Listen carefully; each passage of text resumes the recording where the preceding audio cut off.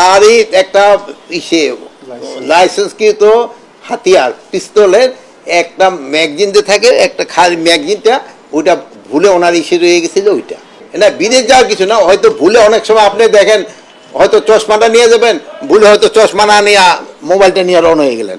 এরকম এই ভুল, এটা একটা মানে জাস্ট একটা ভুল। যেহেতু এটা নিয়ে তো বাইরা ওনার যদি জানতে পারতো আগে, তো উনি কোনো অবস্থায় এটা নিতেন না। মানে নতুন আইন হচ্ছে, আমি যেহেতু এই আইনটা পুরোটা দেখি না, এই ব্যাপারে আমি কিছু বলতে পারবো। এই জন্য আমি অলরেডি বলেছি, যে হোক, অনেক সময় আছেন যেমন ধরেন হয়তো আমার ভাই আপনাকে ইয়ের নেতা, উনি যে সময় ঢোকে অন্যান্য সময় থেকে উনি একটু প্রিভিলেজ পায়। এই প্রিভিলেজটা যেন কারো ক্ষেত্রে না হয়, সবার ক্ষেত্রে যেন আইনটা একইভাবে প্রয়োগ করে, এই জন্য বলা হয়েছে। তো আইন শৃঙ্খলা বাহিনী কিন্তু তারা প্রপার অ্যাকশন নিচ্ছে। যা কিছু হয়েছে এগুলো সব কিছু ভুলে গিয়ে আমাদের রাষ্ট্রীয় স্বার্থে, দেশের স্বার্থে আমরা সকল কাজ করব এবং আমাদের যে কাজগুলো আছে সেগুলোকে আমরা এগিয়ে নিয়ে যাব। আমরা আশা করি যে আমাদের আর এ ধরনের বড় কোনো হয়তো ইয়ের মধ্যে আমাদের যেতে হবে না, সমস্যার মধ্যে দিয়ে যেতে হবে না।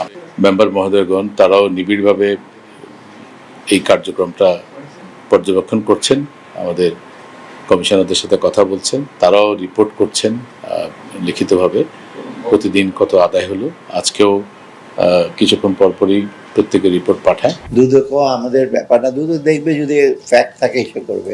আর তা ভাবতে পারেন যে এই সময় ওরা শুরু করলো কেন, কিন্তু শুধু এনবিআর না, তা দুনিয়ার লোকের এসে আমার কাছে ডেইলি লোক আসে, আমার অ্যাকাউন্ট বন্ধ হয়ে গেছে, কত কিছু। সরকারের সাথে একটা ইসে থাকতে পারে, কিন্তু একটা জাতীয় স্বার্থে একদম বন্ধ করে দেয় একটা সার্ভিস, এটা কোনো যুক্তিতে গ্রহণযোগ্য। হ্যাঁ, আমাদের সাথে তাদের মতামত থাকতে পারে, আমি বহু আগে বলেছি, কিন্তু পোর্ট বন্ধ করে দেবো, এটা তো প্রাইভেট প্রপার্টি না। আমার ফ্যাক্টরি, বিস্কিটের ফ্যাক্টরি বন্ধ করে দিলাম, তাই না? বা আমার কোকাকোলার ফ্যাক্টরি আমি বন্ধ করে, এটা সরকারের যিনি, and you are paid by the government, রাজস্ব আমি কোথেকে পাই, এটা বন্ধ করে দাও। যাই হোক, এখন তাদের এই সেই জিনিসটা রিজলভ হয়েছে, তারাও রেশনালি আমি বলবো কাজ করেছে, তারও যুক্তিসঙ্গতভাবে, এবং এটার সলিউশন করা তেমন ডিফিকাল্ট না। 5 জন উপদেষ্টা আছে, 5 জন উপদেষ্টা ওটা হিয়ারিং দেবে, সলভ করবে, মানে তারা রিকমেন্ডেশন দেবে, পরে আসবে। আগামী 10ই জুলাই পরবর্তী শুনানির জন্য দিন ধার্য করেছেন।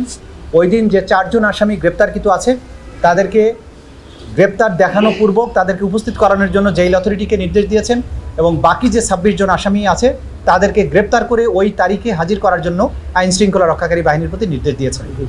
সেই দিন আসামিদের উপস্থিতির পরে বিচারের জন্য যে স্বাভাবিক কার্যক্রম সেটা গৃহীত হবে। যদি সকল আসামি গ্রেপ্তার করা না যায়, তাহলে পলাতক আসামিদের ব্যাপারে স্টেট ডিফেন্স লয়ার নিয়োগ করার জন্য আদালত আদেশ দিতে পারেন, এবং তার মাধ্যমেই আনুষ্ঠানিক বিচারের যাত্রা শুরু হয়ে যাবে। অক্সিলিয়ারি ফোর্স হিসাবে আওয়ামী লীগ, যুবলীগ এবং বিশ্ববিদ্যালয়ের ভিসি সহ বিশ্ববিদ্যালয়ের প্রশাসন এই ছাত্রদের আন্দোলন দমনের ব্যাপারে পুলিশকে কিন্তু সরাসরি নির্দেশনাও দিয়েছে। সরকারের পাশাপাশি বিশ্ববিদ্যালয়ের ভিসি সহ বিশ্ববিদ্যালয়ের প্রশাসন, ওই সময়ের প্রশাসন যারা ছিল, তারা সরাসরি পুলিশকে উস্কানি দেওয়া, নির্দেশ দেওয়ার কাজটা করেছে, এবং তারা যেহেতু সুপিরিয়র অবস্থানে থেকে এটা করেছে, সেজন্য সুপিরিয়র রেসপন্সিবিলিটি বিশ্ববিদ্যালয়ের যারা ঊর্ধ্বতন কর্তা ব্যক্তি, যারা এই মামলার আসামি, তাদেরকেও এই দায়ী করা হয়। এই বিচার, যেটা জাতির একটা বড় প্রায়োরিটি, এবং ভবিষ্যতে এই অপরাধের রিকারেন্স ঠেকানোর জন্য রাষ্ট্রকে যে জায়গায় যেতে হবে সেই জায়গাটা নির্ধারণ করার ব্যাপারে আমরা দিনরাত কাজ করছি। বিচারের জন্য যতটুকু সময় প্রয়োজন, বিচারের সেই গতিতে আগাচ্ছে, এবং এইটাকে দ্রুততম সময়ের মধ্যে নিষ্পত্তি করা এবং পাশাপাশি ন্যায় বিচারের সকল স্ট্যান্ডার্ড মেনটেন করা, এই দুটোকে মেনটেন করে আমরা চলছি।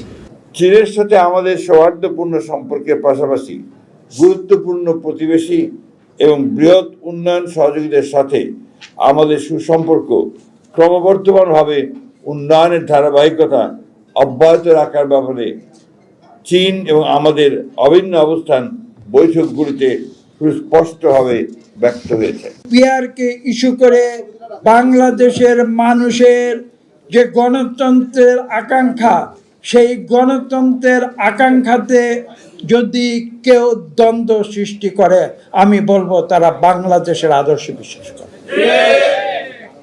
তারা নিজের ব্যক্তির আদর্শে বিশ্বাস করে, তাদের নিজেদের দলীয় আদর্শে বিশ্বাস করে, তারা বাংলাদেশের আদর্শে বিশ্বাস করে না।